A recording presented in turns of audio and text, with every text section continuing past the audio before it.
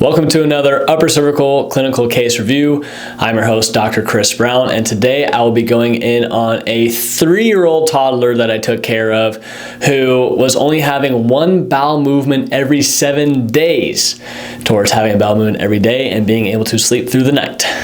This is a cool story because I've been taking care of this kiddo's mom for about 1.5 years, and she just started kind of expressing to me that actually it was a day where Dr. Cam had his kids here. She was here getting checked and heard the sounds of children going through the clinic. And she asked me, "Oh, you guys take care of kids too?" And I'm like, "Yeah, totally." And she goes, "Well, how does that work?" Because in this process, like we do scans, we have to take x-rays, we have to figure out what this misalignment is for each individual person. And she's like, "Well, how do you do that for, babies or infants?" And I start telling her a little bit about the process and a little bit about the typical symptoms that babies or toddlers who have a distressed nervous system typically present with, such as being colicky, difficulty latching, ear infections are a big one, getting sick all the time, just being really irritable, inconsistent bowel movements or lack of bowel movements, noticing that their head is kind of cocked to a side or they're sleeping on their stomach with their head stuck one way or another. I was just kind of noting like all those different symptoms, and then she's like, "My son's dealing with that." And I was like, "Well, no, like, really?" I was like, "Well, how old is he?" And she's like, "Well, he's 3. And she's like, he has like one bowel movement every 7 days, and he wakes up like 2 or 3 times a night to feed, and it's just it's wearing on me, and it's wearing on my spouse." And I was like, "Well, I mean, what would it take to get him checked?" She's like, "Well, what does that process look like?" And when it comes to managing kids respond super well to care because their nervous system is so young and they're in such a developmental stage. And so typically, if they're experiencing symptoms, more than likely they have an upper neck misalignment, and more than likely they have a dysfunctional nervous system or a stressed out nervous system, and more than likely that commonly is the source of their symptoms. And when it comes to the kiddos, I mean, the main thing that we have to do is really establish rapport with them. We want to get them to be comfortable with us, especially because we're a new face. We're a lot, bigger than them, and we want to make them feel at home here. So I encourage the mom, like, "Well, hey, first time I meet him, just bring him. We can run a couple scans on him. Bring some toys. I'll let him run around the check suite a little bit, and just kind of get him acquainted with all these things. Just get him comfortable with the stuff. That's the main thing. Get him comfortable. Have him see me eye to eye. Have him, get touch and get his kind of tactile." He was a little boy. Get his little tactile neurons firing, and so he came in. He had brought, I think he brought a little like toy train and toy truck, and got him running around the clinic a little bit, and then got him into the check suite and showed him these 2 bones and let him play with them. He called them pokies. Let him play with the 2 bones and let him play with our nervous system scanner. It's got like wheels on it because it rolls up the back of your neck, so it's got wheels on it. So I let him roll it around the top of the chair. I had to kind of keep my arms here because it's a really expensive tool. But instead of scanning kids at the back of their neck, we run a temperature read right at the top bone of the neck. It's a single data point, but since kids' necks are so short and they move around often, like when they get touched back there, they typically will start going like this, or they'll move their head out of the way, and it's just a sensory involuntary reflex. For kids, it's just they don't really get touched back there, and so when that happens, they're not used to it, and so they'll just kind of shy away, and that can throw off a read. So when you do a scan for children, we just do a single data point right at top bone of the neck, and it's either going to tell us that it's hot on one side, hot on the other side. That does not determine this person's misalignment, but it just gives us, are they in a state of stress or not, and are they in their baseline pattern or not. So with him, we were able to do that. And then as I was playing with him, I was taking note of all of his reflexes. So eye movements, making sure that they're going in all directions. Mouth, face movements. Is he being expressive? Is he able to move all of his muscles around? Obviously hearing on both sides, and seeing, if he's talking, then he's able to utilize his tongue, and just essentially assessing all of his cranial nerves in that moment, and also looking at his posture. And so with this toddler, when he was playing with his little toy sitting in the chair, he was kind of like this. And one of the big indicators for us and people that we just see out in public is shoulder height, neck position, head position. So when we have a head tilt going one way or the other, that's typically a C1 misalignment, top bone of the neck misalignment.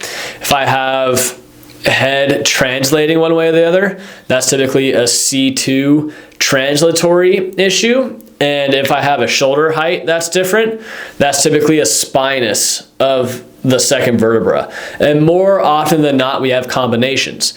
Myself, for example, I will go like this, drift, and come back. And so I have basically my whole C2 is shifted this way and also rotated. And then my C1 doesn't move on either side. So me personally, I'm a pretty stuck individual. But for this kid, this kiddo that I started taking care of, his shoulder was like this.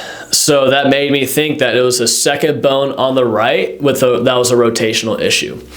Now, when it comes to kids in adjusting, so that's how we determined what his misalignment was. We utilize a scanner to know when to adjust them and when not to adjust them. And typically with kids that young, we will adjust them on mom's chest. So we had mom go and lay on our resting chair, recline with child on her stomach, reclined her back, and his head was turned to where he was looking to the right, kind of exposing the right part of his neck. Now, when we adjust adults, typically we're adjusting with this part of our hand right here. It's called a piezoform, but we're adjusting with that with adults. When it comes to kids, we use the soft part of our pinky, and it's basically just kind of a knife edge, flat edge, soft edge like this, versus being more so on this piezoform that we do with adults. So his head is turned towards mom. We're able to palpate where that second bone is, and at that point it's not fully ossified yet. So kids, we adjust a lot differently for kids. So then we find our contact point and just kind of slide our hand on like this and just hold here, and then it doesn't take a whole lot, but it's just a little boop.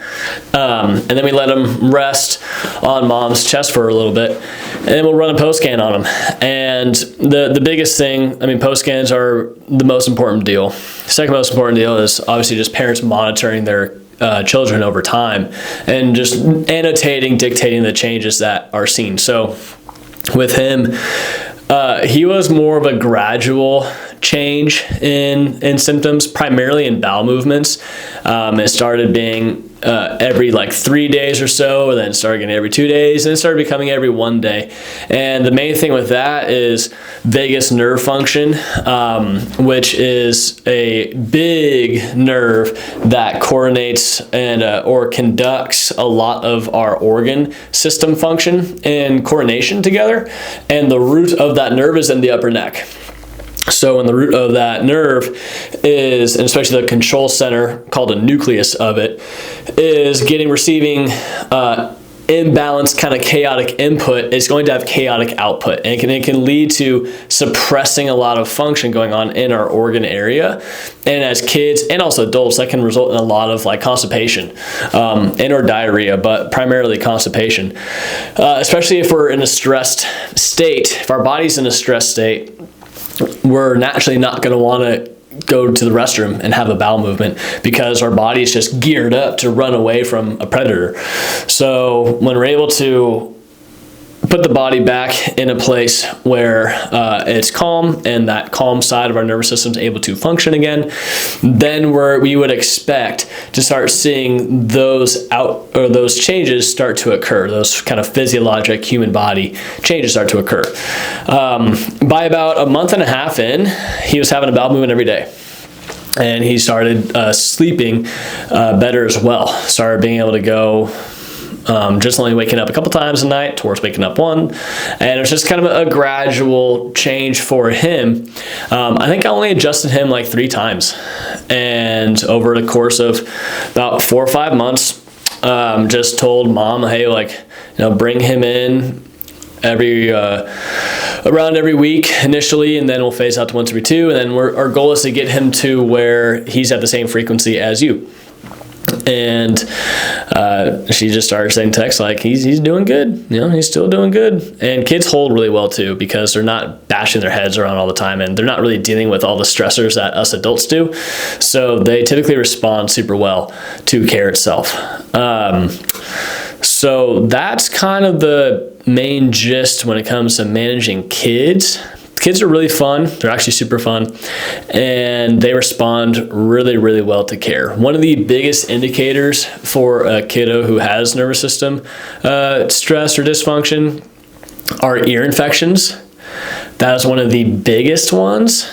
Ear infections, colicky, bowel movement issues, and I would also say sleep and latching issues. So if any of those boxes are checked off, or potentially all of those, I would definitely encourage finding an upper cervical doc near you and just getting that nervous system test done on your kid. I mean, it impacts their whole impacts their entire development, impacts how their nervous system is going to process and develop, impacts how their spine is going to develop.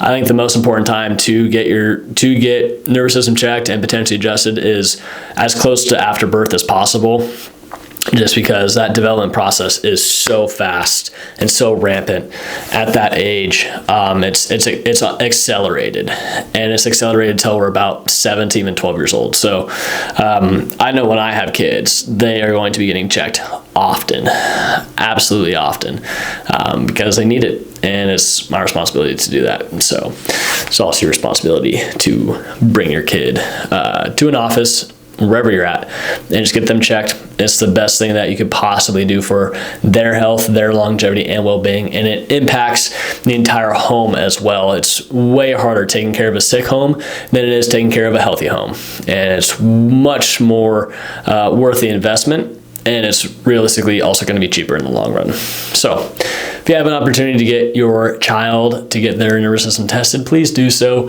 It's way easier than getting other kind of tests done. You just bink, look at the reading, see what it says, are we able to help or not, and go from there. So please do so.